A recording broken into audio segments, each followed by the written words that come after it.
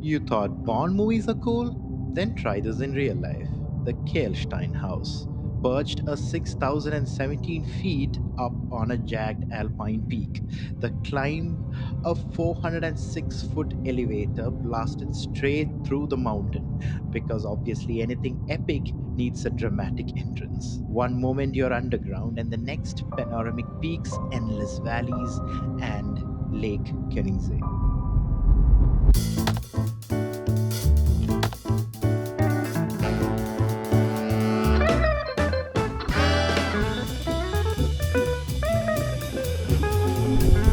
5:45 Sunday morning, and we are headed to the Eagle's Nest in Bavaria. Eagle's Nest has another name. I guess it's called Kehlsteinhaus. This was a house that was built for the man with the name that starts with a H, that we shall not talk about, at least here in Germany. And it was built on his 50th birthday. This house is supposed to be an engineering marvel. And since it's a Sunday, there's nothing else to do in Munich.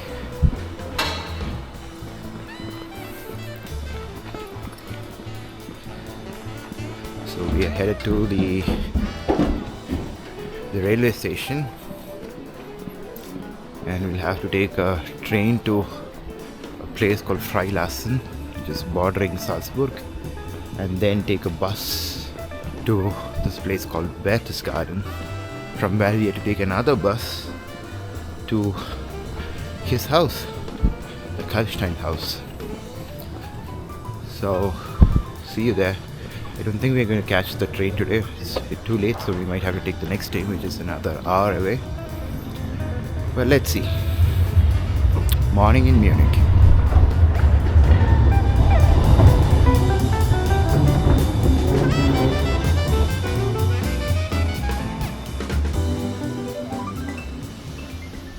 So we got ourselves 2 coffees. Costed us €1.60 per coffee. Not too bad. And we are headed for platform number 9 for our train that eventually will take us to Berchtesgaden.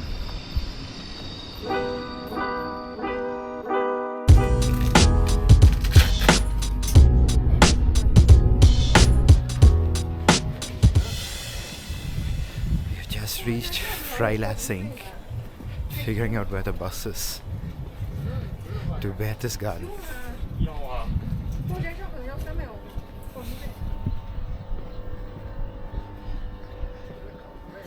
Bus. Berchtesgaden.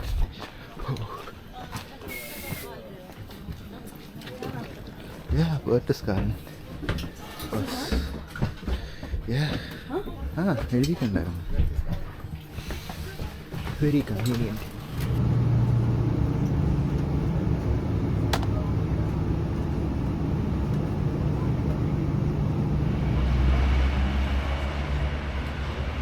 So we have reached Berchtesgaden.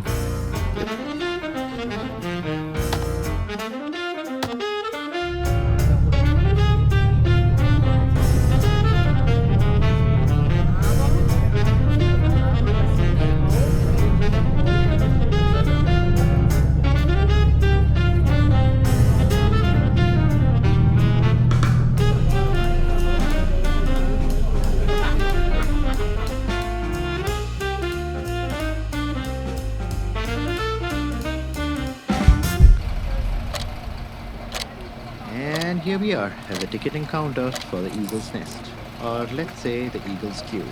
A glance at the crowd and I booked my tickets online. €31 per person later, we had our slots for the 12:45 bus, which left us with 2 glorious hours to do the obvious. Let's track down some Bavarian brunch. So we figured out a place for our breakfast, and this might be the best place we've ever had breakfast in. The view is just incredibly gorgeous. When it's sunny and right, it's It's sunny and sunny and it's not very warm. yeah. Compared to the kind of warmth that we have been experiencing in Germany, it's not very warm. And we've ordered currywurst and a dumpling, some sort of a dumpling and something to drink. So let's see how it goes. Currywurst are decent but nothing postcard worthy. But the cheese dumplings, though, now that was a full blown ambush on my taste buds. A vegetarian dish that staged a complete coup against my carnivore instincts and won. Now we are at the place where we are supposed to board the bus. The buses, as you can see, are all placed there. We got a 12:40 slot when we booked online. So if anyone's planning to come to the Berchtesgaden and visiting the Eagle's Nest, it's better that you book slightly earlier online or something so that you can optimize the time you leave, or else you'll have to wait here for 2 hours. So yeah, waiting for the bus. We have one more hour to go. I can see something there. Maybe the top of the mountain. Oh, that's she figured it out. That's where we are going. That's where we are going. That's exactly where we are going. Oh, that's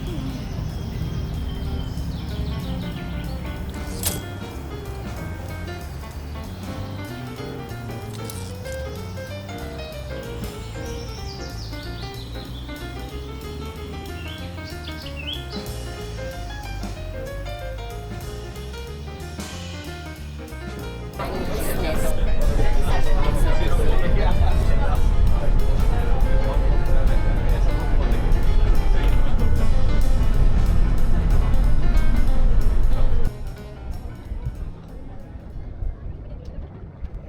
So both of us are now here at the Eagle's Nest, and Let's go this way. that's the tunnel that takes you to the center of this hill, from where you have an elevator that was made in 1932 that takes you all the way up to the Eagle's Nest.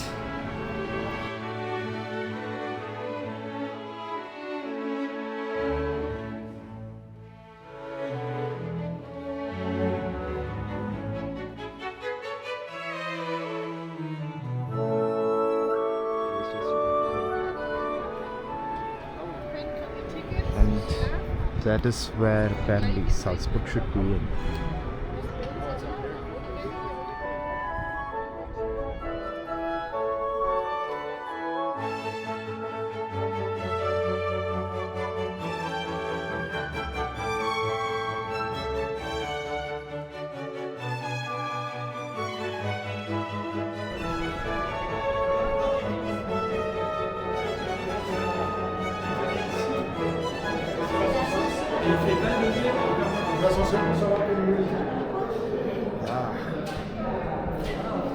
this place is quite cold. Quite in the sense, it's quite cold. Outside wasn't like that. Outside was quite warm because there was a quite a cold breeze. But this is really cold. It's like entering in a freezer. You know, you suddenly feel that it's very cold. There's precipitation. You could see in the camera if I'm not wrong. And the lighting and all of that is beautiful. Back in the day, I believe that back in the day, the hedgeman's car used to drive through this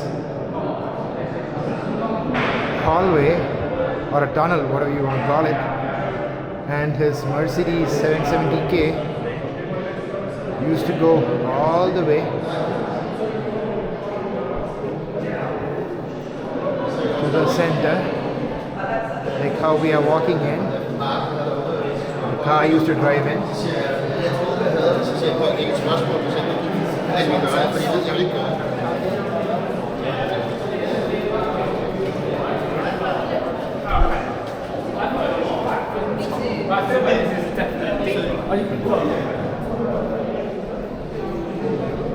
And we believe that's where the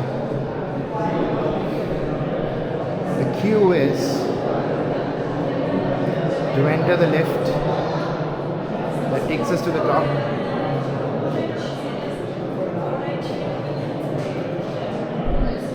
What an experience.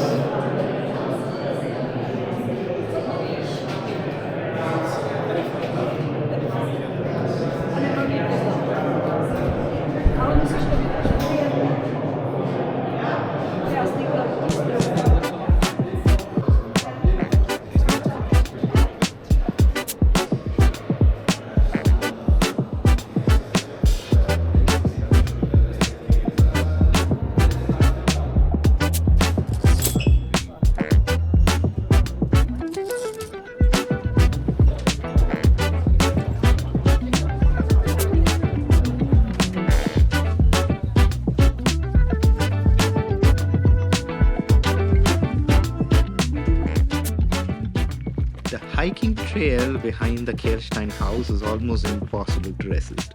And so, after a quick recharge with an apple Chardonnay, easily one of my Bavarian favorites, we laced up and set off for the summit.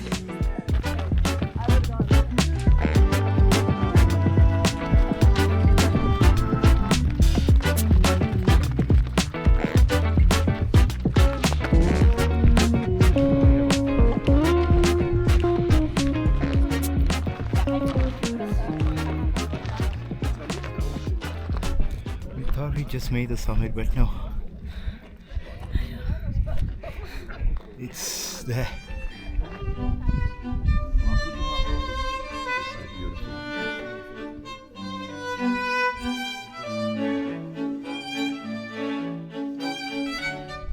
This place is just beautiful. A lot of flowers around. Maybe it's because of the month that we came. There's just a lot of flowers around. You just see there, you can see some little bit of ice here and there across the Alps, and it's beautiful. I think that side you can see Austria. This is Germany. That side is Austria.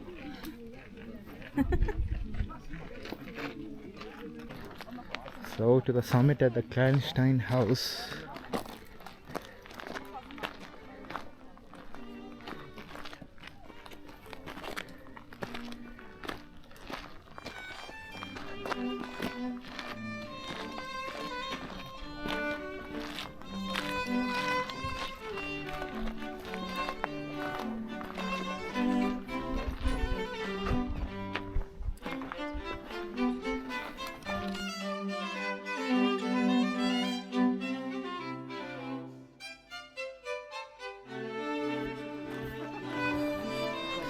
Now trekking back from the summit at the Kehlsteinhaus, or the Eagle's Nest, back to the nest.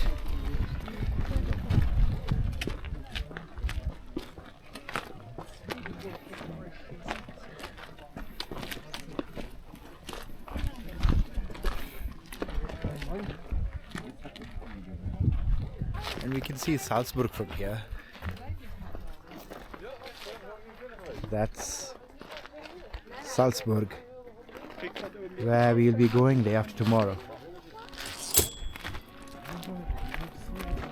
The Kehlsteinhaus, or as the world knows it, the Eagle's Nest. Despite the name, it was never really a house.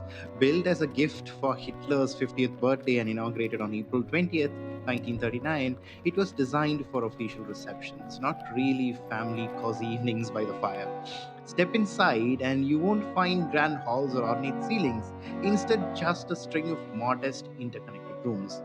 But the power of the place isn't in its ornations, it's in its position. Perched 6,000 feet above sea level on a ridge of the Berchtesgaden Alps, every window frames breathtaking, almost intimidating views. The stone clad walls radiate strength, while the vast alpine horizon whispers dominance. Exactly the psychological effect the regime wanted. It was the French ambassador, André François Poncet, in fact, who first called it the eagle's nest. And the name fit perfectly. The eagle, Germany's symbol of power, looking down on everything below. In fact, the house itself looks more like a nest.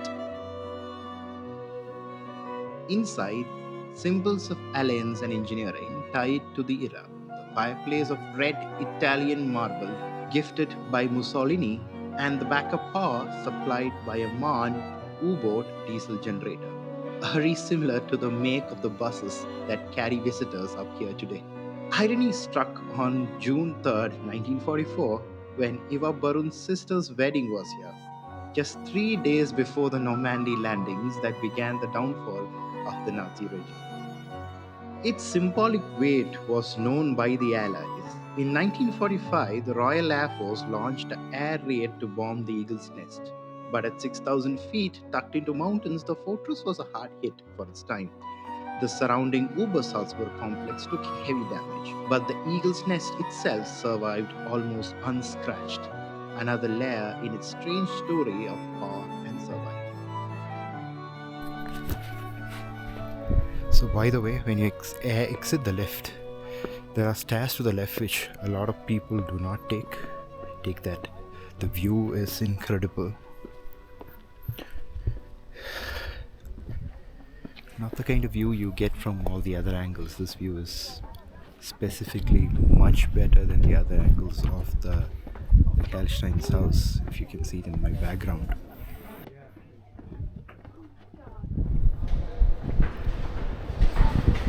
What a magnificent place. This is the height of practicality, where you need a house at the top. Instead of building a damn road all the way to the top, you take the road to the place that you can take it to and then drill a tunnel right to the top. The perfect idea. So cold here. This place is very cold. So after the quiet intense heat that was there outside, this is the chill that we need.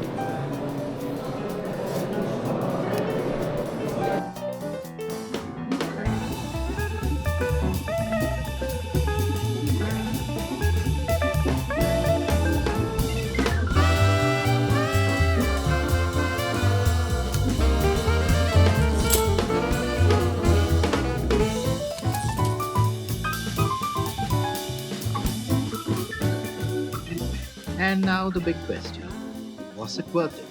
For us, absolutely yes. But let's be real, the Eagle's Nest isn't for everyone.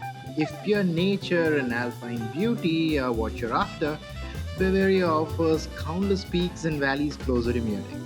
But when you mix those mountain views with a dose of heavy history, that's where Eagle's Nest really lands its punch.